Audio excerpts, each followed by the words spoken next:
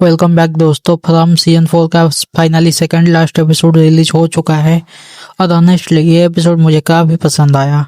हो सकता है कि कुछ लोगों को लगे कि एपिसोड में एक्शन कम था, लेकिन मेरे हिसाब से ये पूरी सीजन का सबसे इम्पोर्टेंट सेटअप एपिसोड था। फाइनल से पहले राइटर्स ने बहुत सारे क्लूज और मिस्ट्रीज को एक मोमेंट में आगे जोड़ दिया है। सबसे पहले बात करते हैं टेबिथा की।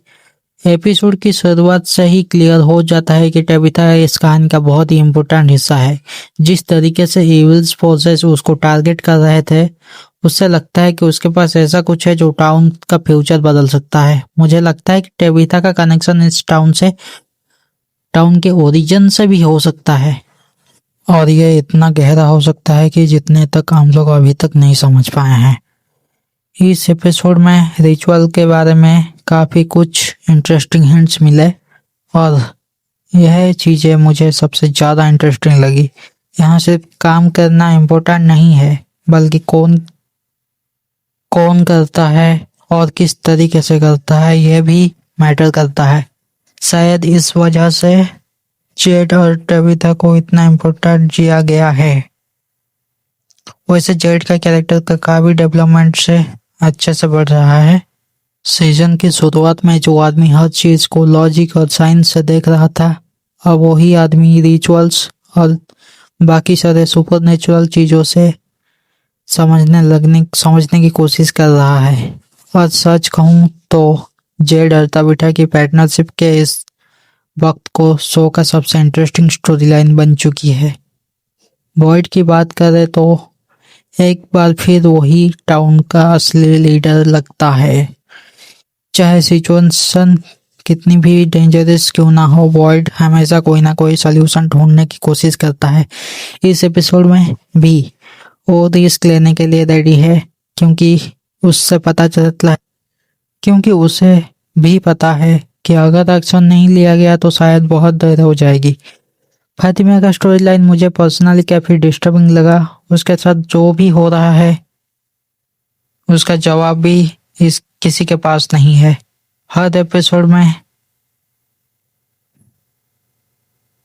उसकी कंडीशन और मिस्टीरियस होती जा रही है। मुझे लगता है फाइनल में फातिमा से रिलेटेड कोई बहुत बड़ा रिवील मिल सकता है जो पूरे शो को मैथोलॉजी को चेंज कर देगा। विक्टर के सीन भी काफी इमोशनल थे। विक्टर को देखकर हमेशा लगता है कि वो इस टाउन का वर्किंग हिस्ट्री बुक है। इतने सालों से वो यह सब सरवाइव कर रहा है और शायद उसके पास बहुत सारे आंसर्स भी हैं जो अभी तक उसको नहीं पता। जूली और ईथन का सीन भी काफी इम्पोर्टेंट है। ईथन को भी होप में बिलीव करता है, जबकि जूली को ट्रस्ट धीरे धीरे टूट रहा है। दोनों का ये डिफरेंस फ्यूचर एपिसोड में बहुत बड़ा रोल प्ले कर सकता है। और फिर आता है एपिसोड का फाइनल पार्ट।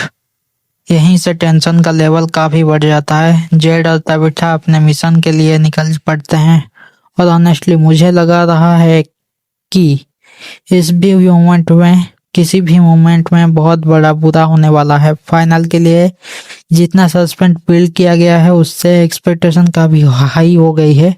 मेरा प्रेडिक्शन ये है कि फाइनल में सब कुछ प्लान का मुताबिक नहीं होगा। शायद कुछ कैरेक्टर्स डेंजर में पड़ जाएंगे और हो सकता है कि मेजर कैरेक्टर की डेथ भी हो सकती है। लेकिन साथ में मुझे ये भी लगता है कि हमें टाउन के ओरिजिन और इविल फोर्स के बारे में कुछ बड़ा आंसर भी मिलने वाला है।